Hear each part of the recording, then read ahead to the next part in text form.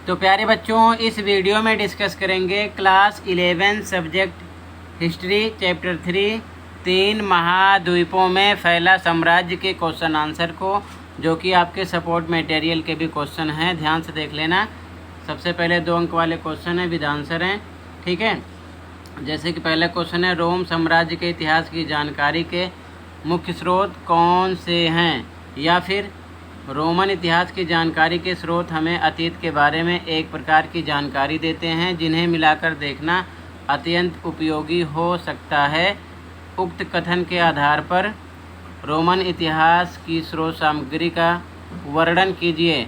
यानी कि दोनों क्वेश्चन का मतलब सेम है, आंसर इसका एक ही है। ठीक है। तो आंसर यहाँ पर मेंशन किया गया है कि रोम साम्राज्य के इतिहास की जानकारी के संपूर्ण स्रोत सामग्री को 3 वर्गों में विभाजित किया जा सकता है।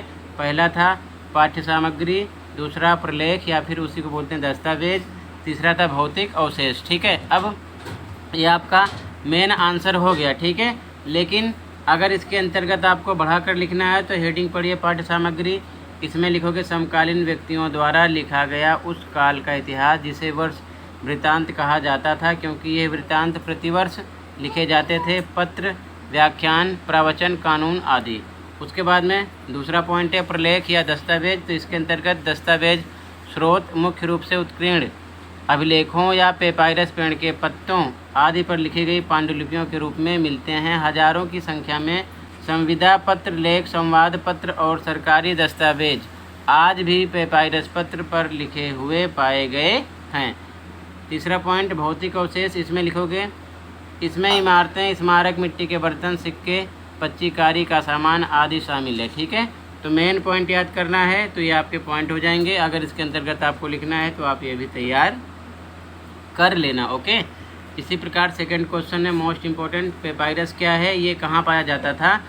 तो आंसर में हेडिंग में लिखोगे पेपायरस और इसके अंतर्गत लिखोगे पेपायरस एक सरकंडा जैसा पौधा था जिसके पत्तों पर उत्कीर्ण अभिलेख लिखे जाते थे तथा इसी से ही लेखन सामग्री तैयार की जाती थी।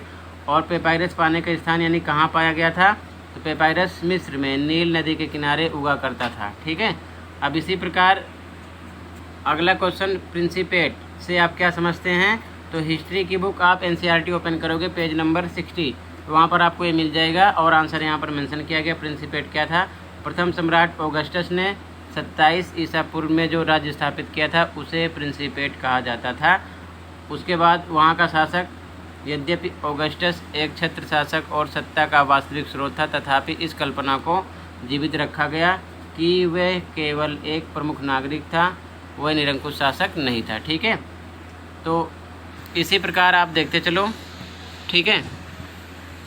और तैयार कर लेना। ठीक है। अगला क्वेश्चन यहाँ पर है, आंसर नीचे है, तैयार कर लेना, देखते चलो। ठीक है। अच्छे से तैयारी कर लेना, ये नोट्स है एक प्रकार से। ओके।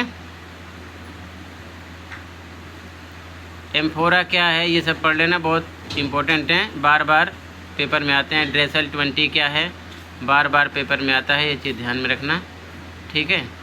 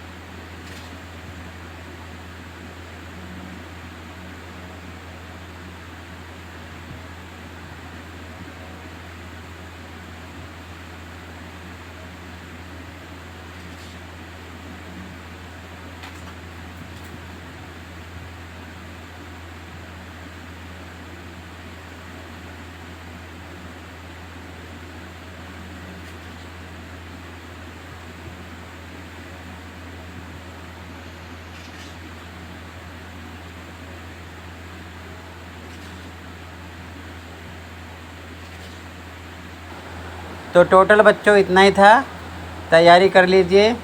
मिलते हैं अगले वीडियो में। Thank you for watching and take care.